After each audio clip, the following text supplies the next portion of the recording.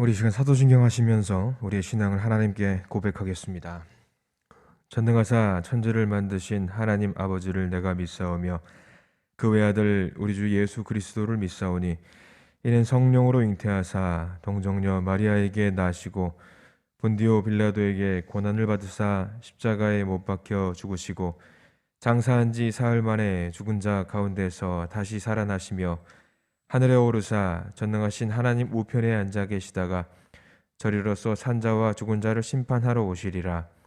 성령을 믿사오며 거룩한 공회와 성도가 서로 교통하는 것과 죄를 사해 주시는 것과 몸이 다시 사는 것과 영원히 사는 것을 믿사옵나이다. 아멘. 우리 시간 함께 찬양으로 주님께 영광 올려드리고 원합니다. 찬송가 570장 함께 찬양하겠습니다. 찬송가 570장입니다.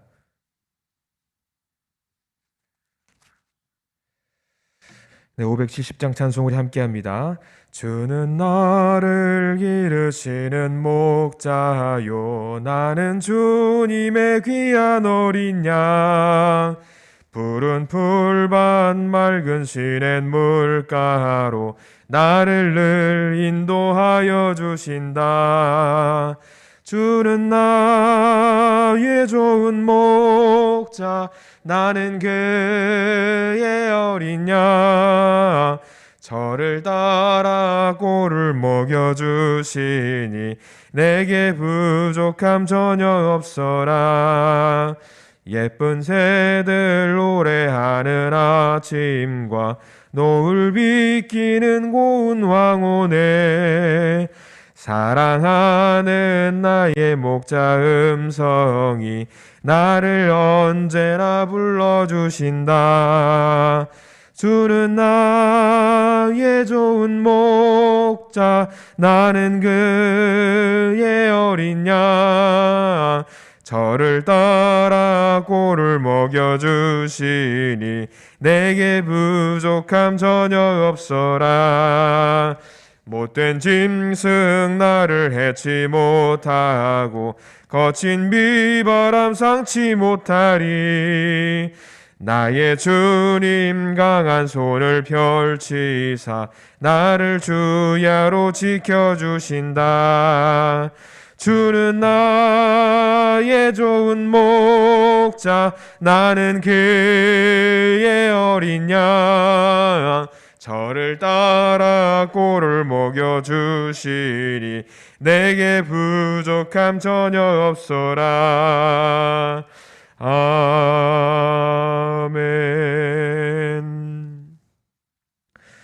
오늘 우리 함께 나눌 성경 말씀 베드로전서 5장 5절부터 7절까지 말씀입니다. 베드로전서 5장이고요. 5절, 6절, 7절 우리 세 절 말씀을 우리 같이 함께 봉독해 올리기 원합니다. 5절부터 우리 함께 봉독해 올리겠습니다. 5절입니다. 젊은 자들아, 이와 같이 장로들에게 순종하고 다 서로 겸손으로 허리를 동이라. 하나님은 교만한 자를 대적하시되 겸손한 자들에게는 은혜를 주시느니라. 그러므로 하나님의 능하신 손 아래에서 겸손하라. 때가 되면 너희를 높이시리라. 너희 염려를 다 주께 맡기라. 이는 그가 너희를 돌보심이라. 아멘. 네, 이 새벽에도 주님의 말씀을 사모하여 예배에 임하는 예배자가 되신 우리 모든 분들에게 하나님의 놀라운 축복이 있기를 간절히 기도합니다. 우리 본문 말씀 베드로전서 5장 말씀 계속 보고 있습니다. 잘 살펴보면요, 베드로전서 5장 말씀은요 두 부류의 사람이 등장을 하고 있습니다. 하나는 젊은 자들입니다. 젊은 자들. 이들은 젊은 자들이라고 하니까 나랑 거리가 좀 먼 이야기일 수도 있겠다라고 생각을 하지만 우리가 말씀을 계속 쭉 보면 알겠지만 우리 모두를 두고 하는 말이라는 것을 알 수 있습니다. 우리 모두입니다. 특별히 젊은 자들 하니까 우리 1절 말씀에 장로님들, 장로와 비교했을 때의 젊은 자들이라고 할 수 있겠죠. 당시 장로들은 나이가 많았습니다. 성도들을 돌보는 사람들이었고요. 여기서 말하는 젊은 자들은 나이 많은 장로들을 제외한 사람들, 그러니까 인도자의 돌봄을 받는 사람들이라고 할 수 있을 것입니다. 또 다른 대상이 등장합니다. 또 다른 대상은 누구라고 등장을 하냐면 다라고 합니다. 다. 다라고 하면 뭐냐면 모두를 말, 모든 성도를 말하는 거예요. 모든 성도. 그러니까 젊은 사람 뭐 구분 없이 모든 성도를 말하고 있는 것입니다. 그러니까 오늘 말씀은 특별히 어떤 대상을 두고 국한시켜서 이야기하는 이야기가 아니라 우리 모두에게 하시는 말씀이라고 보시는 게 가장 적절할 것 같습니다. 특별히 오늘 본문에는 세 가지 명령이 나와요. 이 세 가지 명령을 우리가 잘 따라줬으면 좋겠다라는 내용이 나오는데, 첫 번째가 순종하라는 이야기고요. 두 번째는 겸손으로 허리를 동이라라는 내용이 나옵니다. 그리고 마지막으로는 겸손하라라는 이야기입니다. 뭐 이걸 요약해서 두 개를 말하면 순종하고 겸손해라, 이 이야기입니다. 오늘 말씀의 핵심은 그 이야기입니다. 순종과 겸손은 뗄 수 없는 관계이기 때문에 모든 성도는 서로 겸손히 서로 섬겨야 합니다. 특별히 오늘 본문은 장로에게 주었던 명령에 이어지는 말씀이라고 할 수 있습니다. 그래서 교회 안에서 양 무리를 치는 것처럼 우리 성도들, 모든 성도들에게도 마찬가지로 해야 할 일이 있다라고 하는 것을 말하고 있습니다. 첫 번째입니다. 순종이에요. 순종하라고 했습니다. 장로들은 하나님이 주신 권위로 성도를 섬기고, 성도는 그들의 가르침과 교훈에 순종함으로 따라야 한다라고 말을 하고 있습니다. 각자에게 맡은 역할이 다를 뿐입니다. 어떤 우열이 있는 것이 아닙니다. 오해하면 안 됩니다. 특별히 장로들에게 억지로 하지 말고 자원하는 마음으로 양을 치라고 했던 것처럼 양들에게도 마찬가지로 자원하는 마음으로 권위에 순종하라고 말을 하고 있습니다. 특별히 인도하는 사람들은 하나님이 주신 권위를 함부로 휘둘려서는 안 됩니다. 인도하는 사람 하니까 특별히 뭐 고위고 교회에서 좀 뭐 장로님들이나 뭐 안수집사님 뭐 나름 직책을 갖고 있는 분들을 말하는 것 같은데 그게 아니에요. 여러분들 모두가 인도하는 사람입니다. 여러분 가정에서 가정을 꾸려나갈 때 인도하는 사람이 될 수 있을 것이고요. 어떤 단체에서 리드를 하는 사람이 될 수 있습니다. 어떤 상황에도 인도자가 될 수 있어요. 이 인도하는 사람들은요, 하나님이 권위를 주셨기 때문에 이 권위를 함부로 남용해서는 결코 안 됩니다. 주장하는 자세를 하지 말고 겸손하게 양들을 섬기는 본을 보여야 됩니다. 마치 예수님께서 세상의 모든 권위와 권력을 사실 갖고 있었지만 제자들을 그리고 사람들을 섬겼던 모습을 생각해 보시면 알 수 있을 겁니다. 마찬가지로 양들에 해당하는 사람도 겸손히 순종하는 모습으로 인도자를 따라야 합니다.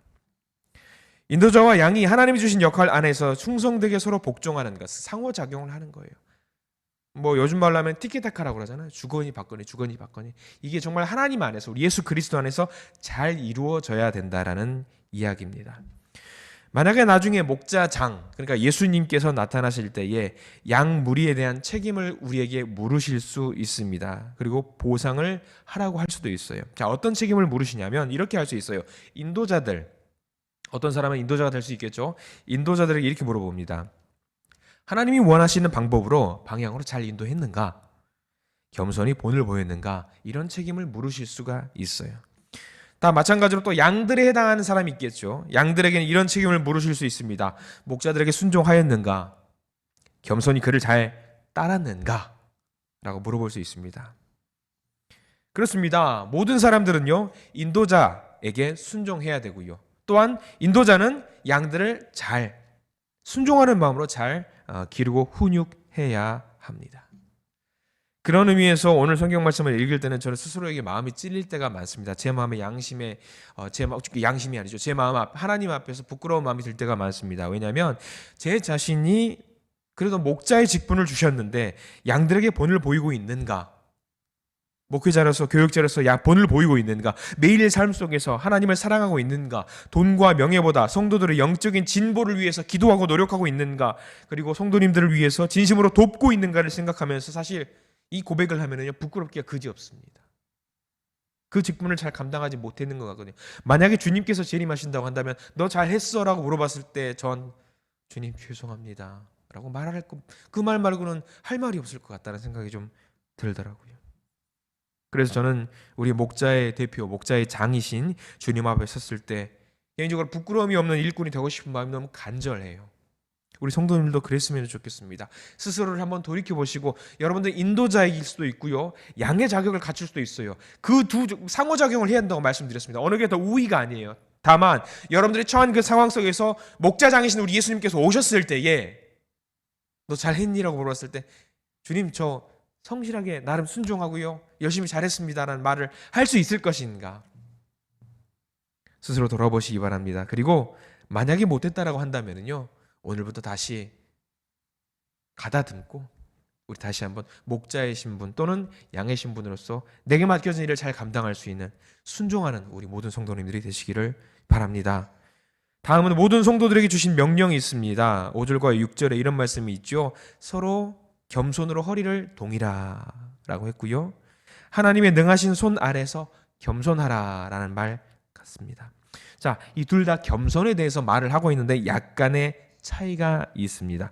5절에 나와 있는 그 겸손에 대한 이야기는요, 서로의 관계 속에서, 사람과 사람과의 관계 속에서 일어나는 겸손을 말하는 거고요, 6절은요 하나님 앞에서 겸손하라라는 이야기를 말하고 있다라고 우리가 생각하면 될 것 같아요. 사람과 사람 사이의 겸손 당연히 있어야 합니다. 그리고 더 나아가서 6절에 있는 하나님 앞에서의 겸손, 당연하지요. 우리가 하나님 앞에서 어디 감히 사람이 하나님 앞에서 겸손하지 않을 수가 있어요. 그죠? 허리를 동이는 것은요, 허리띠를 졸라매는 것처럼 의복을 단단히 조이는 것을 말해요. 여러분들, 허리띠를 졸라맨다는 우리 표현은 뭐냐면 마음의 각오를 다부지게 하는 거예요. 힘을 딱 주고, 복부에 힘을 딱 주고 마음의 각오를 단단히 하고 앞으로 나가는 것을 말하지요. 예수님께서 허리를 동인다라는 말은 조금 다르게 우리가 볼 수가 있어요. 제자들을 섬기실 때 우리 예수님께서 어떻게 하셨냐면 허리에다가 수건을 꿰맸습니다. 이거는 뭐냐면요, 예수님께서 내가 너희들을 섬길게 라고 하는 다부지게 마음을 먹은 어떤 각오의 표현인 거예요. 그렇습니다. 성경적인 겸손은 그런 겁니다. 겸손은요, 적극적으로 자기보다 다른 사람을 높게 여기는 겁니다. 상대방 앞에서 나의 신분이나 지위라든가 나의 위신, 모든 것을 포기하는 것을 말하는 것이 성경적인 겸손입니다. 여러분, 교회 안에는 정말 많은 사람들이 있습니다. 학력이나 사회적인 지위, 배경에 따라서 대단한 사람들도 있습니다. 그리고 낮은 사람들도 있습니다. 그런 사람들 앞에서 사실 우리는 내세우고 싶은 게 정말 많이 있어요. 나 정말 대단한 사람입니다 라고 말하고 싶은 게 얼마나 많이 있습니까? 그런데 성경은요, 예수님은 뭐라고 말씀하시냐면 그런 것들을 모두 포기하라는 걸 말합니다. 그리고 상대방을 나보다 높은 곳에 위치하게 만들어야 된다는 거죠. 모두를 내가 섬겨야 할 대상으로 생각하시기 바랍니다. 모두를. 이 사람은 나보다 나은 사람이야, 예수 그리스도 안에서 이 사람은 내가 섬겨야 할 사람이야 라고 생각을 하십시오. 그러면 그 사람은 누가 세워주는 줄 아세요? 예수님께서 세워주세요. 예수님께 우리가 세움을 받을 수만 있다라고 한다면 세상 그 어떤 것을 가진 것보다 기쁘지 않겠습니까? 그래요, 그렇습니다. 그래서 허리를 동이라는 말을 하면서 하나님은 교만한 자를 대적하시되 겸손한 자들에게는 은혜를 주신다라고 말씀을 해주고 있어요. 우리 주님은 그런 분이세요. 그런 분이세요. 교만을 벌하시고요, 겸손을 칭찬하시는 분입니다. 교만을 심판하시고 그것과 싸우는 분이세요. 여러분들 이런 게임 해본 적 있으실 거예요. 여러분 요즘은 많이 없어졌는데 오락실 아시죠? 오락실 가면은요, 아이들이랑 정말 가뭄에 콩나듯 한 번씩 가는데요, 오락실 가면은 한 번씩 하는 게임이 있어요. 요즘 여러분들 오락실 가면 오락하는데 얼마인 줄 아세요? 제가 어렸을 때는 20원, 50원 그랬던 것 같은데 요즘 500원, 아니 500원짜리 2개 놓고 막 그렇게 1,000원씩 하더라고요. 거기서 하는 게 뭐냐면 두더지 게임. 망치 들고, 고무 망치 들고 표 나오면 퐁 치는 게임 있죠. 말씀을 준비하면서 그게 생각이 나는 거예요. 왜 그게 생각나냐면 겸손한 게 딱 그거 같다라는 생각이 들어요. 내가 교만해서 내 능력을 자랑하고 싶어서 머리를 폭 내밀면은 누가 위에서 치시냐면 망치 들고 하나님이 폭 치시는 거예요. 오늘 봐라, 너 겸손해야지 왜 머리 들고 있어? 폭 치시는 것 같은 생각이 드는 거예요. 야, 그렇다. 하나님이 말하시는 겸손이 그거 같다. 그거다. 겸손해라. 머리 빳빳하게 내밀지 마라. 머리 집어넣어라고 하시는 거예요. 머리를 맞지 않으려면 우리 어떻게 해야 돼요? 머리를 들이밀면 안 됩니다. 겸손한 자세로 내 머리를 숙여야 되는 거예요. 우리가 어떤 처벌을 피하기 위해서 어떤 보상 심리 때문에 겸손해야 하는 거 결코 아닙니다. 우리의 겸손은요, 하나님의 은혜로 채워질 때, 하나님의 은혜를 우리가 받을 때 이 겸손은요 풍성하게 더 채워질 수 있는 거예요. 여러분, 겸손하십시오. 주님 앞에 겸손하십시오. 자, 우리가 왜 겸손해야 되는가? 몇 가지 이유가 있습니다만 사실 우리가 하나님을 보았을 때 하나님이 누구신지 알면 겸손할 수밖에 없어요. 하나님이 누구신지 알면 겸손할 수밖에 없습니다. 우리 중에 하나님의 영광을 제대로 쳐다볼 수 있는 사람이 과연 있을까요? 없습니다. 그만큼 위대한 분이에요. 그 위대한 분 앞에 우리는 먼지 한 톨만큼도 되지 못하는 정말 천하고 미약한 존재입니다. 그러나 하나님이 우리가 누군지를 안다면은 우리는 겸손할 수밖에 없어요. 깨갱할 수밖에 없어요. 주님 앞에서. 또한 그리스도가 하신 일을 볼 때, 예수 그리스도가 하신 일을 우리가 볼 때 우리는 겸손할 수밖에 없습니다. 예수 그리스도를 보십시오. 하나님과 동등된 분입니다. 신이에요. 절대적인 존재입니다. 죄를 범한 적이 없는 그분이 십자가에 죽으셨습니다. 우리를 하나님의 자녀로 삼아주시기 위해서 그렇게 하셨어요. 그 일을 볼 때 우리가 예수 그리스도 앞에서 겸손할 수밖에 없는 겁니다. 우리를 자녀 삼아주시려고 했던 예수 그리스도를 생각해 보십시오. 그러면 나의 자만과 나의 오만과 나의 자랑할 것들은요 모두 그냥 집어넣을 수밖에 없어요. 자랑할 게 없어요. 겸손해야 되죠. 그리고 우리가 우리 자신을 제대로 안다면 우리 겸손할 수밖에 없습니다. 우리가 이 땅에서 이룬 업적 얼마나 갈까요? 여러분들 사실 소시적에 생각해 보시면 나 정말 대단한 사람이었어 라고 말할 수밖에 없을 겁니다. 그런 부분들이 너무나도 많이 있으실 거예요. 저도 마찬가지입니다. 인간적인 마음으로 했을 때 저도 자랑할 것들이 너무나도 많이 있어요. 그런데 지난 날들을 생각해 놓고 지금 나의 모습을 보고 지난 날을 생각했을 때 지난 것들이 자랑할 것이 하나도 없는 거예요. 그 자랑할 것 갖고 와서 여러분들 생각해 보시면 라떼는 말이야 나는 이랬어 라고 해봤자 그게 과거지사잖아요. 아무 의미 없는 거잖아요. 주님 앞에 내봤자 그래서 어쩌라고 예수님이 그렇게 말씀하시면 할 말이 없습니다. 그렇습니다.